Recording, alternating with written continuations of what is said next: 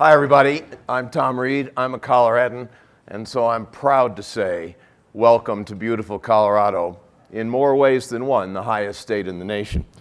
And our topic today is a cruel, lethal disease. It's going to take 600,000 lives in our country this year, about 8 million around the world. And we're going to talk about ways to treat and, more importantly, arguably, prevent this killer disease. And I don't think we could find anybody better anywhere to talk about this to us than the commanders-in-chief of the American Cancer Society, John and Otis. You can read their bios, but what matters to me is these are two brilliant doctors who have dedicated their skill, their energy, and their lives to fighting this killer disease for the benefit of us all. I feel grateful to them for that. And what I'm going to do is I'm going to take on some questions about medical, economic, moral implications of cancer. I've been looking at comparative health policy, so I definitely want to find out before we finish this how our country, the world's richest country, stacks up against other rich democracies in the prevention and treatment of cancer. And those are just my questions. I think the better questions will probably come from you. So please think about questions to stump the experts here, and fairly quickly I'm going to turn it over to you for questions. But I want to begin in a kind of impertinent way by challenging the whole topic of our session here. We've been assigned to discuss Whither the War on cancer. It kind of sounds to me like that means there is a cancer and a war on it. Otis, is that the state of facts? Well, first off, thank you for the introduction. You know, when I talk to medical students, we usually try to get them to understand that cancer is at least 200 different diseases. We know the major divisions: lung cancer, prostate cancer, colon cancer, breast cancer, liver cancer. They're all very different. But even when you look within, say, lung cancer, there's at least 5 different pathological varieties of lung cancer. So we think of it as 200 different diseases, and as we're getting better in understanding the biologic behavior of a cancer, we're even starting to realize that even within a particular disease like adenocarcinoma of the breast, there are slow-growing breast cancers that perhaps don't need to be treated, and fast-growing breast cancers that desperately need to be treated. And so we're starting to even get beyond 200 as we start subdividing. Can we say there's a common pathway to a cure? Or? Yeah. Now, the thing that all cancers have in common is uncontrolled cell growth. If I cut my hand, my skin cells will start going through mitosis, where 1 cell becomes 2, 2 becomes 4. We call that the process of healing. Now, as the wound heals, those skin cells know to stop growing. All cancers have in common the fact that they start that growth and they don't stop. They don't have those stop signals. Now, some cancers I think we could consider cured. Some have been we can turn into chronic diseases, but there's some cancers, late-stage lung cancer, esophageal cancer, colon cancer, the notorious pancreatic cancer, that appear at this moment to be incurable. What do you think, John? Can we get those cancers too? I think we can in time. I think a point I would want to make up front is that we need to reflect on the progress we've made. Yes. American Cancer Society is 101 years old today.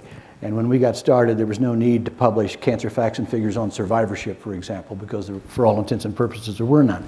Today, there are 14 million cancer survivors in the United States. That happens to be 50% of all cancer survivors in the world, in a country with 5% of the world's population. So I call it proof of concept. We're making progress, and more answers are inevitable if we do the right things. One of the themes that I would like to establish today is that this is not a hyperbole, it's an accurate statement with respect to cancer research and cancer control. Reducing human suffering and saving lives, these are the best of times and the worst of times. We're saving more people than ever before. We've had 22 successive years of decline in age standardized cancer mortality rates. 1.3 million people will have a birthday this year that wouldn't have had otherwise. On the other hand, I have to look you in the eye and say most of the humans suffering from cancer today, here in Aspen and all around the country, and most of the 1,500 deaths today are needless. with what we know. We don't have all the answers, but a key moral imperative for us is to take action. And it's people like in this room and on this panel that have to keep every day pushing, because the ultimate conquest of this disease is as much a public policy issue as it is a medical and scientific challenge. Wow. So I've been hearing throughout this conference about the miracle, can we say, of precision medicine, tailored medications based on the individual genomic map. What's the impact of that on cancer treatment? Precision medicine, tailored medicine are really the same thing, has been tremendously important in the treatment of a number of cancers, tremendously important. Indeed, we've had a 35% decline in risk of death from breast cancer over the last 25 years or so because of precision medicine and improvements in our ability to treat breast cancer, for example, 40% in colorectal cancer. While precision medicine is important, and it actually is something that we think is going to give us tremendous more treatments and tremendous more, I'll use the word cures in the future, it's not the only thing. We have to stress, how do we prevent some of these diseases? We need to use precision medicine to treat disease once it is found, and we need to back up and try to prevent the disease so we never have to find it and never have to treat it. There's some precision medicine that's starting to look into prevention, things and interventions that we can do to lower a woman's risk of getting breast cancer, or lower a woman's risk of getting ovarian cancer, or even lower a man's risk of getting prostate cancer. You mean you can look at the genomic indicator and say, you're likely to develop this cancer, so let's do something now? Is that That's exactly right. We're starting to be able to look at someone's genome, look at their genes, look at the hard drive in their cells, and say, this person has a genetic mutation or a problem in the gene that puts them at higher risk for a particular disease. Some people don't have to look at the genome, they can look in their family histories. And then we actually are starting to develop drugs that can be given to previvors, people who don't have cancer, but are at very high risk to actually develop cancer. Pre-what? Previvors. Not Previvors. survivors, previvors. I would just add a quick point to that that's really important. It was Reid at Rockefeller University a number of years ago wrote a book called Man, Medicine, and Environment. And he pointed out more important than what disease a person has is what person has a disease. And we kind of know intuitively that every individual is unique. We now are beginning to understand that perhaps every cancer is unique, but with the human genome having been mapped, the opportunity for precision medicine is much greater than it's ever been before. So when I read in an article that such and such a cancer has been converted to a chronic disease, what does that mean? Well, actually, that's one of the exciting things about oncology today. When I started in medical oncology 25 years ago, the whole idea was maybe we can give someone who has a metastatic disease, who has spread of cancer through their body, a drug, and that drug will kill all the cancer. Today, I'll give you an example of some precision medicine. I actually have a patient that I've been seeing for the last 10 years who has metastatic breast cancer. She even has spread of the disease to her brain.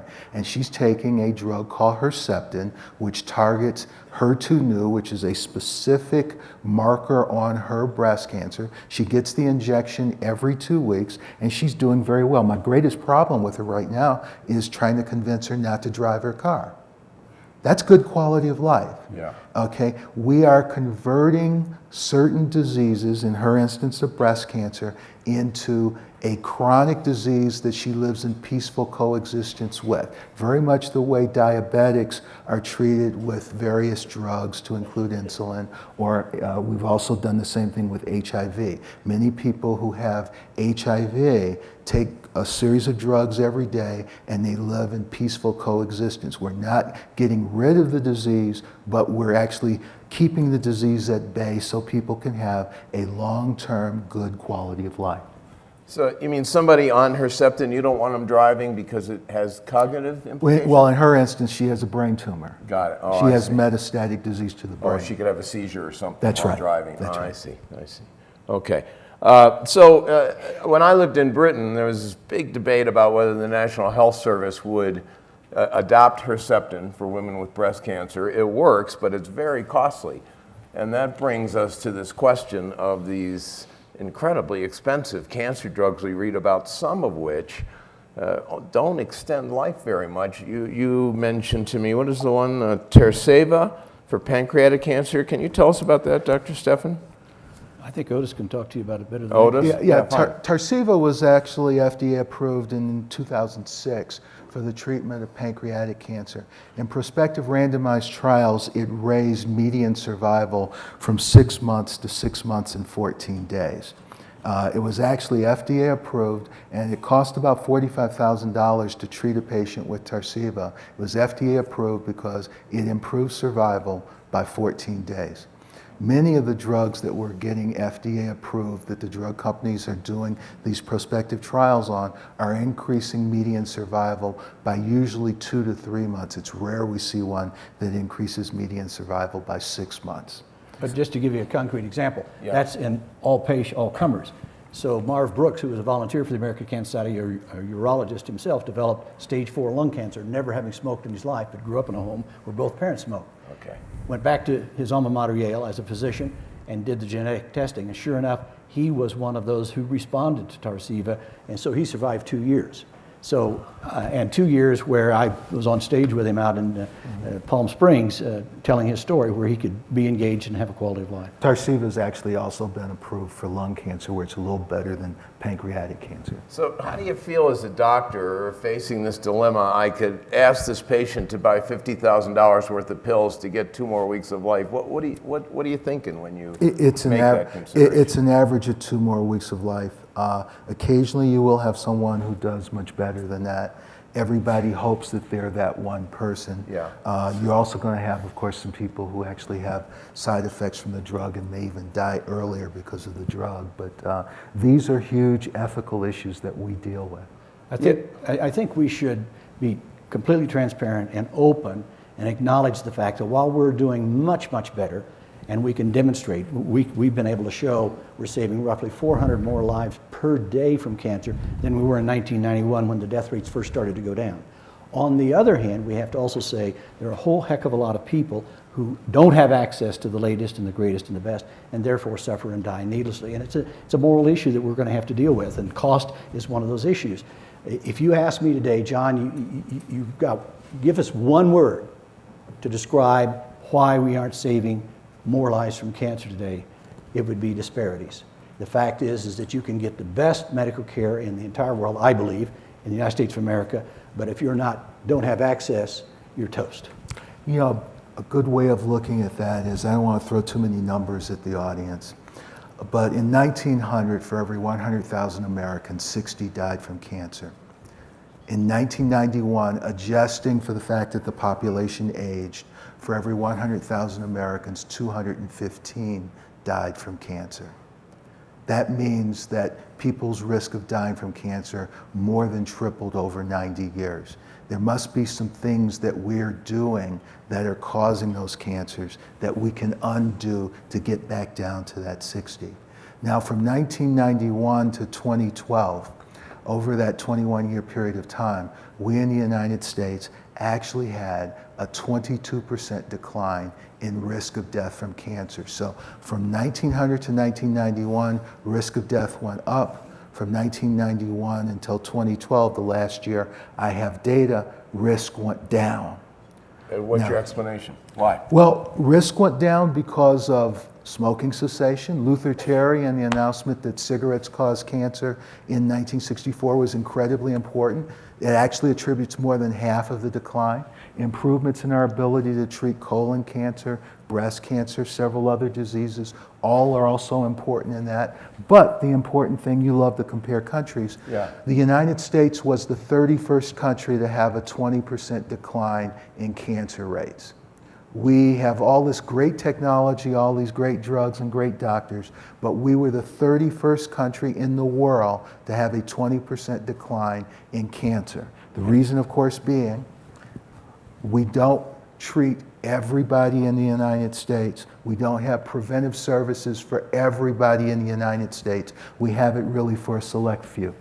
Well, it's particularly alarming when you consider the fact we are blessed to live in a country where 95% of neonates are born healthy. Yes. And then we're 37th in the world in life expectancy, not just cancer, but how long you're going to live. So that cries out for what's going on here. So you go back to the cost of these drugs. That's a big issue, and we don't have the solution yet.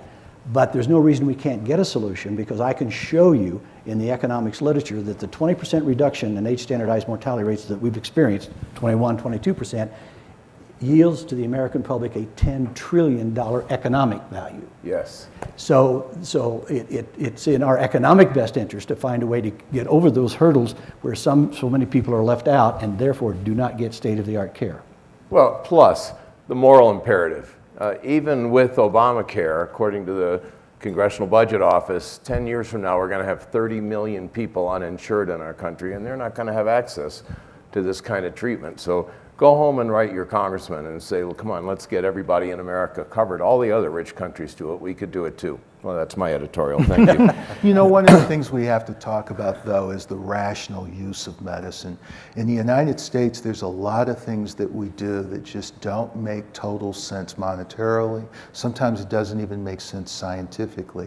You know, the politicians talk about rationing medicine. We need to talk about the rational use of medicine and the fact that there is an irrational overuse of medical care by some people in the United States. And people are harmed by that irrational overuse. We need to put science back in the forefront, and we need to look at what the scientific studies show and do the things that science tells us to do, and not what we believe seems to be right, which is what happens in the United States so often versus, say, in Western Europe, where mortality rates for many of these diseases are actually lower than in the United States. The interesting irony is that, the truth be known, while we've made great progress, we are probably guilty in the world of having the most amount of overtreatment and the most amount of undertreatment. Yeah, actually, where I thought you were going to go is, the amazing thing is, Richard Nixon declared war on cancer in 1971. We put all this money into what we should do to control cancer, what we should do to treat cancer. The irony is, being the 31st country to have a 20% decline in mortality, we made all the investment, we did all the science, and folks overseas actually adapted the knowledge that we actually created, and we did not do that as well. Yeah. Well, since we're on comparative, could I ask you this question? I don't know if you can answer it. It's always bugged me. I lived in Japan for many years. 40% of adults in Japan smoke. Mm-hmm. They have a very low rate of lung cancer compared to us. Is there a reason for this? Yeah, there's actually some great studies, especially when we look at race studies in the United States. People smoke according to their culture. Yeah.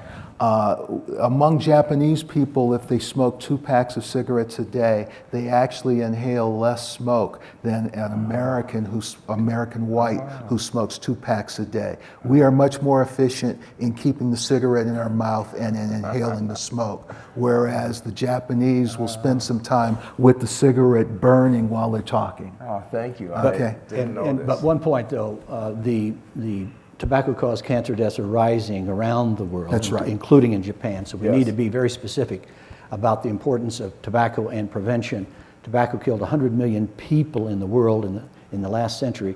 It's on track to kill 1 billion, which has never happened before in the history of public health and medicine, if we don't intervene. So it's a really big, big deal. And one point I'd like to make is so very important, because when I got involved 4 decades ago, we couldn't make this statement. We now know how to prevent at least half of all human cancers during a normal human lifespan. We don't have all the answers, but when you think about the numbers, the 1.6 million new cases in America, the 600,000 deaths this year, we now know how to prevent those, and obviously we want better cures. And by the way, we have cures. So the survivors that we see, some are surviving because we prevented the disease, such as got a polyp out, but some have been cured by medicine. Important point. So we don't have as many cures as we'd like, and it doesn't work with every patient, but we have real cures today that we didn't have when I got started in this work. That tells me if we stoke the engines of research, we're going to get what? More cures. So why is this the best of times and the worst of times? Because we can show that an investment will get you a guaranteed return on that investment. We can prove that. By the same token, the federal government's getting out of the business of funding cancer research as I speak, at a time when most we need stoke the engines of cancer research and cancer control. If I can real quick, because I want to get this in. One of the things that we have found out in terms of cancer, and this is actually, I'm now quoting some, I should disclose, research that was done by the American Cancer Society and confirmed by others. The second leading cause of cancer in the United States, first of course is tobacco. The second leading cause of cancer in the United States is the combination of high caloric intake, obesity, and lack of physical activity. Think of it as a three-legged stool. It's not just obesity. Now I'm going to quote you some obesity numbers. In the United States in 1970, 15% of adults were obese. This is not the condition known as overweight. I don't talk about overweight. Okay, this is obesity. 15% were obese in 1970. It's over 35% today. In some populations, among black women, it's 50%. We have found that the combination of obesity, lack of physical activity, and high caloric intake causes cancer. Another reason why we were the 31st to have a 20% decline in cancer mortality. If you go to England, 20% of adults in England today are obese. If you go to Canada, 15%. If you go to France, 12%. This obesity epidemic, this eating lots of calories, this lack of physical activity, not walking every day. We're not talking about going to the gym. We're talking about taking walking out of our lives. You know, we used to always walk to the grocery store every other day to buy food and walk back. That was when every family wanted to have a car. Now every family in the United States has 2 or 3 cars. We got rid of our sidewalks. We drive to grocery stores. We buy enough food for a week in refrigerator. There's no more walking. There's no more exercise in the United States. Very different culture in the United States versus Europe. And we now know it causes cancer. We always knew it caused heart disease and diabetes and orthopedic injury, but it actually causes cancer. And it's been linked to 12 different cancers. Breast cancer, prostate cancer, pancreatic cancer. It's been linked to 12 different cancers. So what you're saying is stop smoking, eat better, get exercise. That sounds like the same thing they tell us to avoid heart disease. Exactly, exactly. Mm-hmm. They're all interconnected. And even though we compete with the American Diabetes Association and the American Heart Association for volunteers and for philanthropy and money, we have a partnership, a very tight partnership with all 3 of those organizations that we founded about 15 years ago, because we said if we go together and point these things out, we're representing now millions of patients and tens of millions of donors. I think, you know, you're talking about getting people walking in. In Japan, everybody walks. They all own cars, but they don't use them until Saturday. And the way they did this in Tokyo, a parking ticket is graduated by how long you're over the meter, but the first minute costs $200, and it goes up to $2,000. So guess what? People walk to the station. They don't drive down there and park, so you can make that work. Another question I wanted to ask is, we're talking about these drugs. Well, here's a question. If there's a drug that costs $50,000 and on average extends life 2 weeks, what does the insurance company say? Do they pay for these? Amazingly, if it's FDA approved, the insurance companies will pay for it. There are times when we have drugs that doctors want to use that are not FDA approved, and insurance companies do have more difficulty with it. You know, we're talking about diet. I should point out, we're talking about $50,000 for Tarceva, which extends survival in pancreatic cancer by 2 weeks. In the United States, everybody's talking about the rise in pancreatic cancer deaths. You don't see that rise in Western Europe because that rise is directly related to our obesity problem. So again, I come back to sometimes the solution to the problem is better to prevent ever having the problem. Yes, yeah. To make these drugs work, you rely on clinical trials of patients who have the disease. And as I understand it, it's a pretty small number of clinical trials on adults. Did you tell me 3% of adults? And what's going on here? Why don't we have more? Yeah, I don't know. And you know, when we look at kids, it's 70. Americans are willing to put 70% of their kids with cancer on clinical trials. But when you look at adults, and actually teenagers and adults, it goes down to 3%. If we could put more people on the clinical trials, we could develop more drugs faster, we could develop more treatments faster, and we might be able to break out of this cycle of drugs that improve median survival by 3 months. Is there a reason for this low rate of clinical testing? I think part of it is tradition. In America, for decades, if a young child got cancer, typically they would get to the nearest medical center, and there is an ethos that no one touches that kid until the team comes together. So the medical oncologist, the pediatrician, the surgeon, and so forth. And so somewhere between 70 and 80% of all kids with the diagnosis get into a clinical trial. And Joe Simone, who's one of the pioneers of pediatric oncology, can show you there weren't so much great big breakthroughs like Tarceva, but there was incremental improvement that just brings gooseflesh to you. And now, when I was a kid, most of the kids died. Now, most of them survive. Half of them are cured for a lifetime. That's a big, big, big difference. One of the things that people don't like to talk about, how difficult is it to get into a clinical trial and funding for clinical trials. The difficulty getting in is often the scientists are working so hard to try to make sure they can determine whether or not their new intervention. Remember, to be on a clinical trial means you get standard care. So you get the best care we know, and then plus. And the problem is they often will screen on the basis of comorbidities. And so there may be things like age, other diseases that may disqualify you for the clinical trial. And that's an issue that I think that needs to be addressed. So you mean if I have a heart problem, they won't put me on a cancer test because that might kill me? Yeah. That's right. John brought up pediatric cancer, and we should talk about that for a second. We have made tremendous inroads in pediatric cancer, especially in leukemia and lymphoma. More than half of kids who develop cancer actually end up being cured, and in my world, cure is a 4-letter word. Unfortunately, many of those kids who are cured have a number of those comorbid diseases. They very frequently have cardiac and pulmonary diseases and problems as a result of the treatment. Sometimes they even have emotional and mental disorders, post-traumatic stress from all the treatment that they receive. On average, a child who survives into adulthood from a childhood cancer has 5 different comorbid diseases, growth problems, sexual development problems, numerous issues.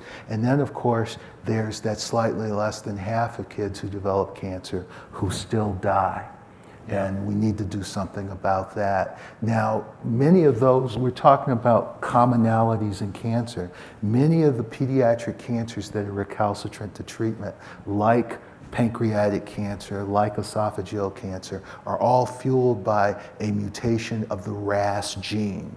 So when I think of any study that's trying to figure out how I can control the RAS gene with a drug, I'm thinking about a drug that's potentially useful in glioblastoma of the brain, in lung cancer, in esophageal cancer, in colon cancer, and in many of the pediatric cancers. So one of the things I try to encourage people not to do is disease Olympics, to become an advocate for one disease and say spite all these other diseases, because when you start looking at the molecular biology, all these diseases do have a commonality, and many of my treatments have crossed over. I've got prostate cancer treatments that become approved for breast cancer. I've got Lupron approved for prostate cancer, then premenopausal breast cancer, and later approved for precocious puberty and endometriosis, which aren't even cancers. So I've got lots of drugs. Herceptin, the one that my patient took for breast cancer,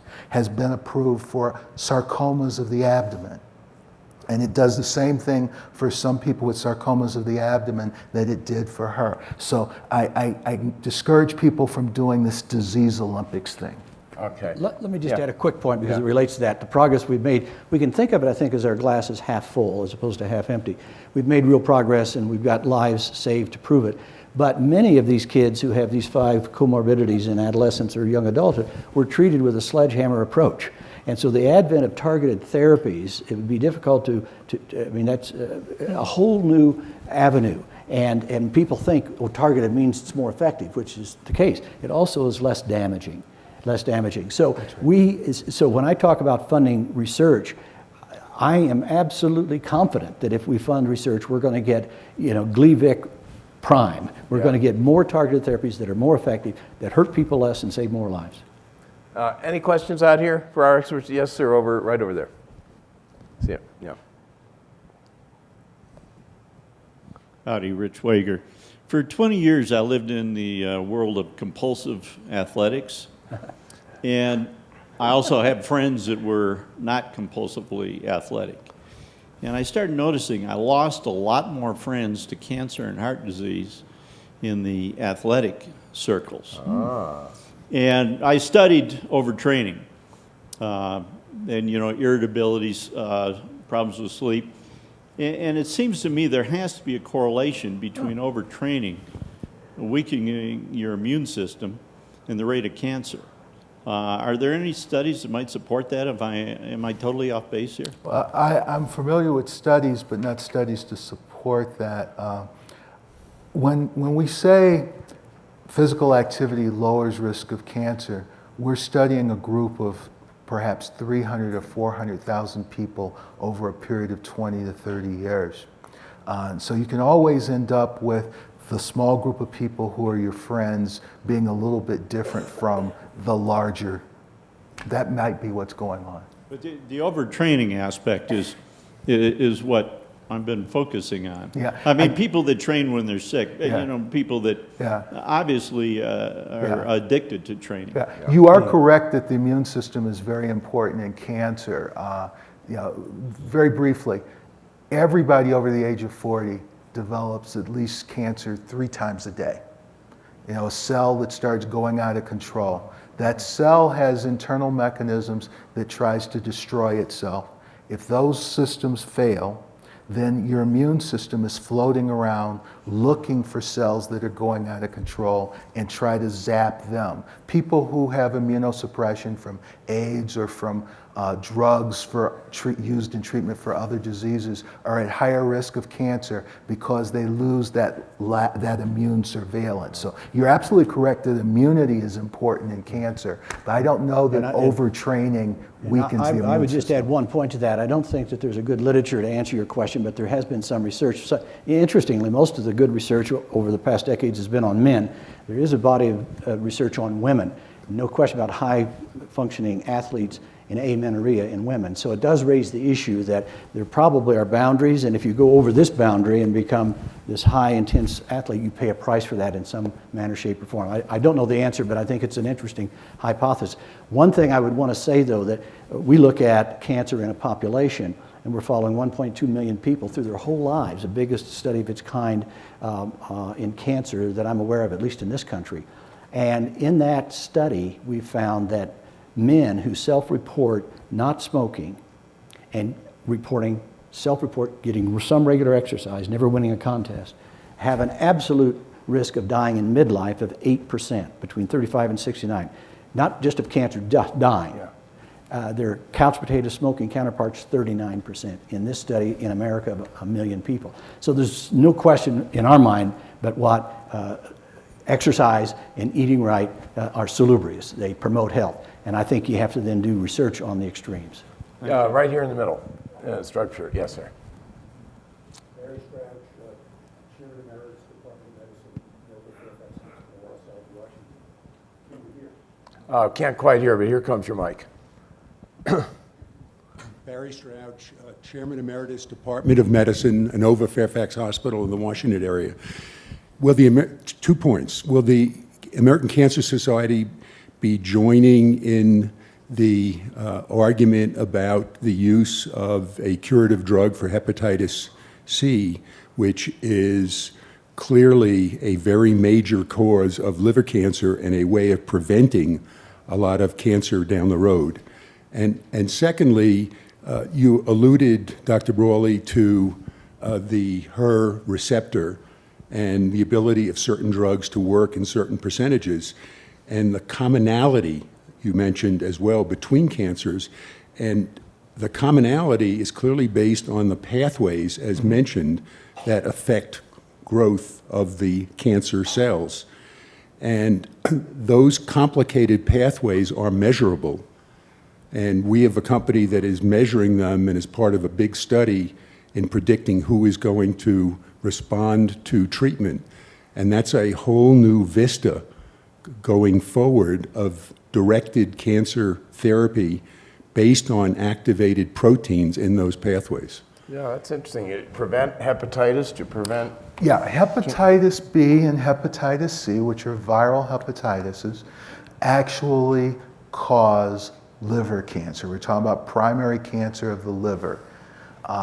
And people, this is a huge problem in Southeast Asia.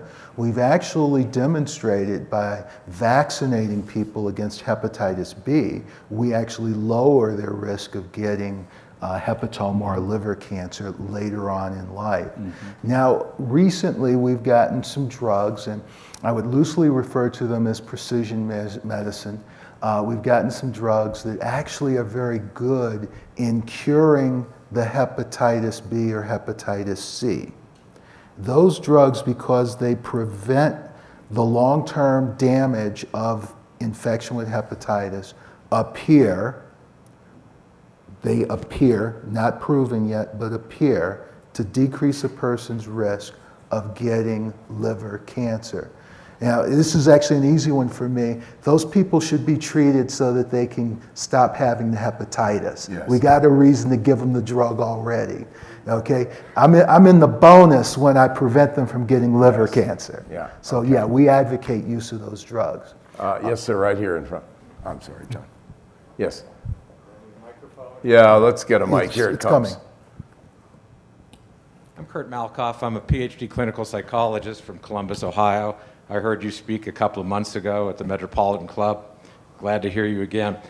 My question is, and I think it's sort of a generic narrative platform of this whole session, not this session, but the whole health session, that we compare the United States to Britain, France, whatever, and TR's book, essentially did that. Is that doing this issue a disservice? I mean, these countries are 1/5 the size of the United States.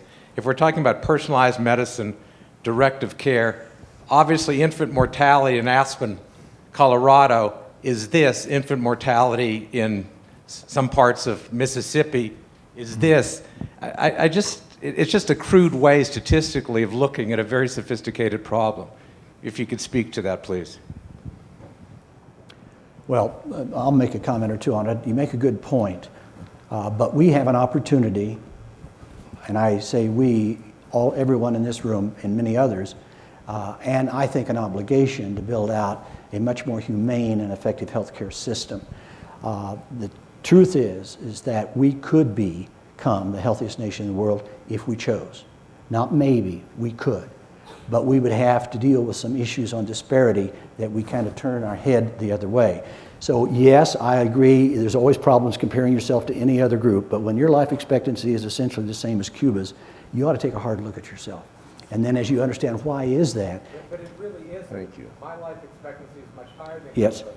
The Mississippian is much lower. Yeah, I utilize these comparisons to be introspective and realize that there is tremendous irrationality in our practices of medicine and what we do, and that there's the opportunity to get more rational and the opportunity to improve the lot of a lot of people, to include decrease the suffering of some upper middle class people who actually get hurt because they consume too much health care and they consume health care that really is not going to help anybody sometimes.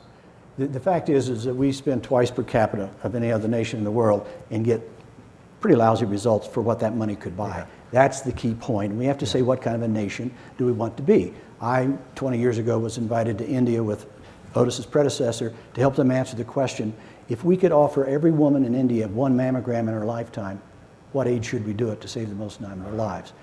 We can offer a mammogram to every woman every year after age 40, and we, and I know, save a lot of lives. So we have to do some hard looking in the mirror of what kind of a democracy do we want to have. And I'd like to think that most people would say, I'd kind of like for us to be the healthiest nation, particularly when we know that we have the talent and the resources to get there. We could do it. In the back there, in the gentleman. Yeah. Hi, I'm Jeremy Faust. I'm an emergency doctor at Mount Sinai. My question is about the phrase war on cancer. I feel like it has an insidious effect here. It's about hope, and that's a good thing, but as an ER doctor, what disturbs me is not the gunshot wounds and the bloody things. What makes me walk away from a bedside is a patient with stage 4 cancer being treated aggressively because he can't swallow his own secretions. It's really, really sad to see that. That's what gets me. And when someone asks for referral to an oncologist, they say, I want the best, and that means the person who's going to keep you alive the longest, but not necessarily the person who's going to help you die with dignity. Yeah. Now, the Choosing Wisely campaign, which has been talked about, the list from the cancer side was 10 items long and very detailed. I was really impressed by the Choosing Wisely campaign from the American side of it was the American Society for Clinical Oncology. Yeah, but there's not an entry on palliative care, I noticed, and I wondered if it's because of marketing that we have this sort of mentality. And I just want to know when all cancer doctors and societies will start speaking about death with dignity. Well, I will tell you the American Cancer Society has been very supportive of the palliative care movement, much of which is based. Diane Meyer at Mount Sinai is actually a winner of our Medal of Honor, and we've actually helped to support palliative care becoming a boarded specialty, and that's work that started with my predecessor, Harman Iyer. The war on cancer, I don't like that phrase either. It's not in the bill. Richard Nixon never called it a war on cancer. You know who did? Ted Kennedy. Oh. And I wish we could have and by the way, when they signed the war on cancer, there are a whole bunch of congressmen, the war on cancer bill, or the American, when they signed the bill in 1971, December of 71, there were a whole bunch of congressmen predicting we would cure cancer by 1976, by the bicentennial.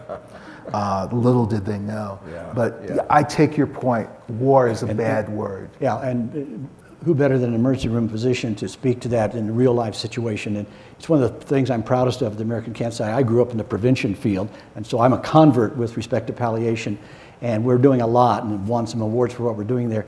But I said to Harman and Bob Young, who is our president, who former head of Fox Chase one day, you know, until we know how to cure and prevent all of it, save all the lives, we need to make it a more dignified way to check out of this world. That doesn't go over well at first until you actually live and see what can happen. So you know, the last time I checked, mortality is 100%, but how you check out of this world, and there's a lot of people that don't check out of this world with dignity with cancer that could. We now know it's almost, right now, unfortunately, sadly, it's almost impossible to check out of this world with dignity with Alzheimer's. Yes. But you can't.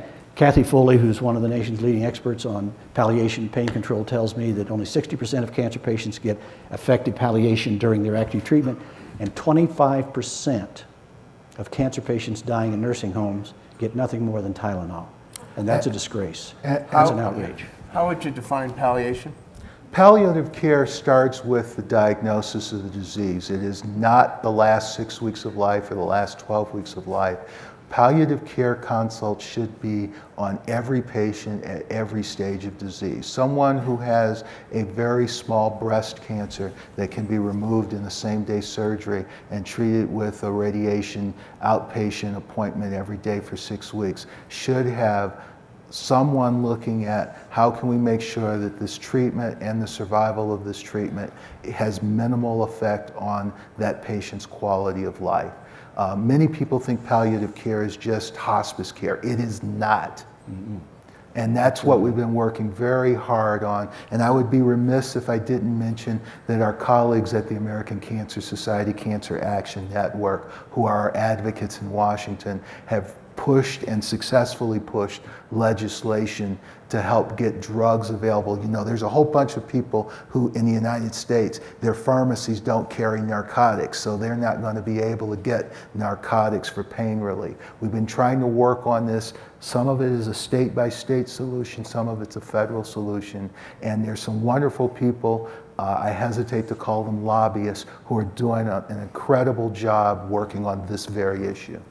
I notice when states have a movement to allow the medical use of marijuana, they commonly say people undergoing chemotherapy for cancer need this. Does it work?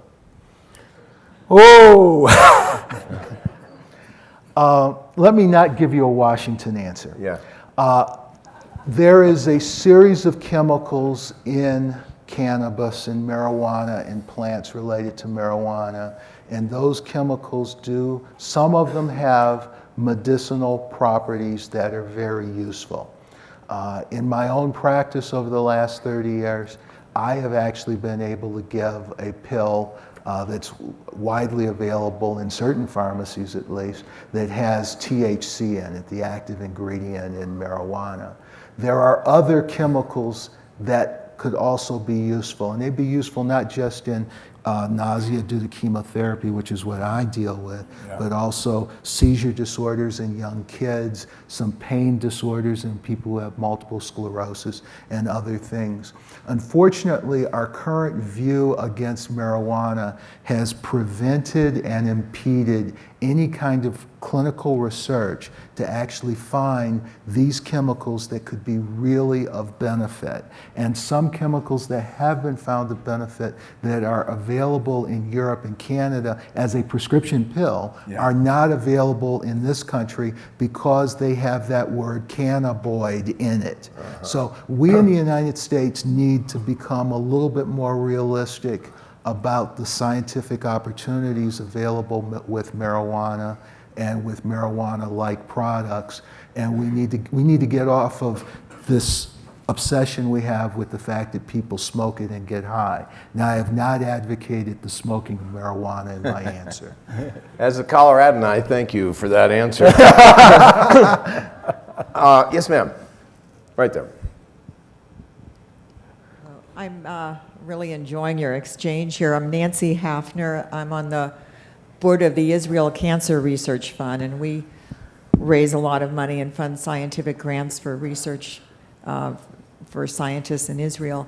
But my question is, are you familiar with the China study, Colin Campbell's study, which talks a lot about nutrition and is it's pretty dramatic on the results they've gotten, because I don't hear any of the talk about nutrition to the level that he does as the degree to which it's been preventative. Do you know this one? I know a little bit about it. The broader literature in nutrition and cancer and nutrition and other diseases is, we used to be very much, unfortunately there are trends in this, like there's trends in all of science and there's trends in fashion. We used to be very heavy into high fat and avoiding high fat and vegetable fat if you had any fat, that sort of thing. The trend right now is to look at number of calories. I'm familiar with the China study. It is not fringe, I'm not calling it that at all, but the trend, if you look at the total body of literature, is to look at total number of calories consumed, not as much anymore as the source of those calories. Unfortunately, we're right down to the end, but I want to go back to a point that came up while we were talking. Most of the rich countries in the world have achieved this 20% decline in cancer, but the world's richest country was one of the last to do it. Yes. And as we were trailing our peer countries, why? We were trailing our peer countries because of our obesity epidemic. At the same time that through improvements in treatment and some good screening, we were decreasing our rates of cancer death through smoking cessation, and we're now at about 20% of Americans smoking overall. We used to be at 55% of men and 35% of women. All of these declines push those rates down. At the same time, our obesity, lack of physical activity, and high caloric activity habits push those rates up. That's something that those other countries don't have. They don't have the nutrition, physical activity issue pushing the rates up the way they are in the United States. In addition, when we say treatment and screening and prevention push things down, we don't prevent, screen, and treat throughout the entire population. I publish papers on how 35% of American women with breast cancer get what the ACS lawyers tell me I have to say is less than optimal care.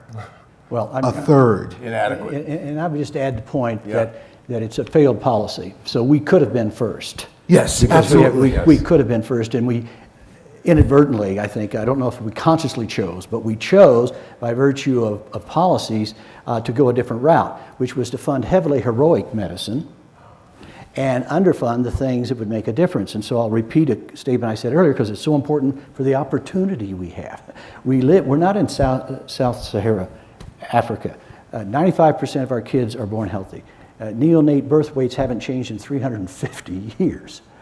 If we do the right things, and controversial as it is, the Affordable Care Act, I had a call one day, why aren't you talking more about prevention? I said, because that's a bipartisan issue. Everybody agrees that the new healthcare system has to have as a centerpiece prevention. You have the combination of most of your babies born healthy, most, not all, genetically programmed to be healthy during a normal human lifespan, and then you spend the money twice per capita of any other nation in the right way, you're going to get some dramatic results. And if you don't, you're going to get some embarrassing results. And if my friend here from Columbus will forgive me, the thing that really gets me when I compare the United States to all those other countries is we spent hard US currency to develop 3/4 or more of the scientific knowledge that they have used to have better declines in mortality than we did in the United States. We paid for that and they used it, we did not. They cover everybody and use it for everybody. And they practice in a rational, scientific way. Thank you. John, Otis, thanks so much. I've learned a lot, and thank you everybody for coming.